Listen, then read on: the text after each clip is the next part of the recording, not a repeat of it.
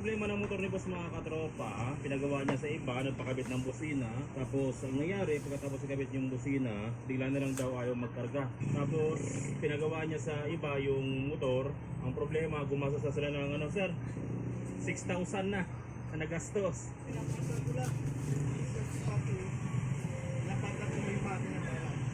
Tapos kinacharge yung battery para umandar lang.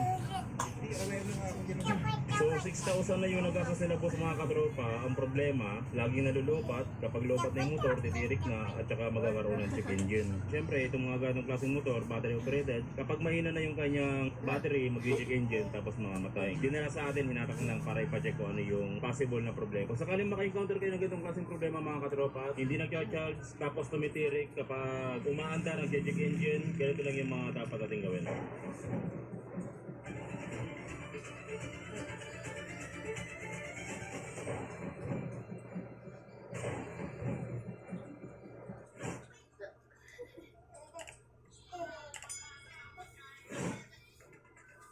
So ito na mga katropa, yung Tri-City na galing sa San Carlos. At bira na natin ito makita sa kalsada. Dalawa yung gulong niya sa harap, pero napakalambot niya. Parang isang gulong lang. Ayos. So ito mga katropa, yung problema ng motor ni boss ay discharge or hindi nagkakarga. At naka-anim na battery si boss, no? Pang-anim na to.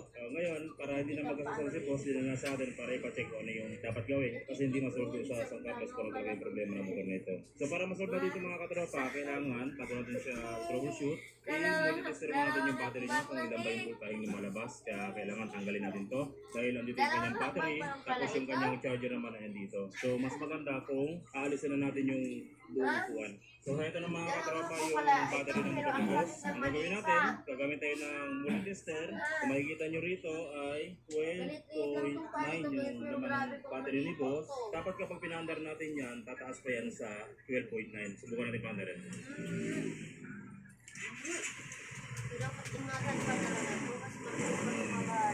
Yan tayo, pangawag na yan.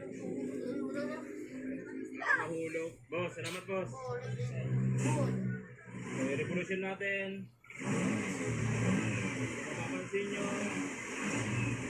high speed yung revolution natin, pero kung mapapansin nyo, 12.4 hanggang 12.4. Hindi umaalis sa 12.4. So, ibig sabihin nyo mga katropa, hindi nagkakarga o hindi nag-charge yung motor ni boss. Kaya ang nangyayari, naka-anim na battery na siya at lopat ang lopat. Kapag ginamit nila at humina yung battery, automatic namamatay at tumitirik yung makina. Kung sakali na naka-encounter kayo ng ganitong klaseng problema, ang unang gagawin natin ay i-check muna natin yung sa stator. So, dito sa gilid ng ating magneto, andito yung ating stator. At sa stator, hanapin nyo yung socket nito. Yung mayroong white blue na wire at mayroong kulay white na wire. Ito yung wire ng ating pulser. At dito naman sa kabila, meron tayong purong makakapal na white. Pero na wiring na nila. So bubuksan natin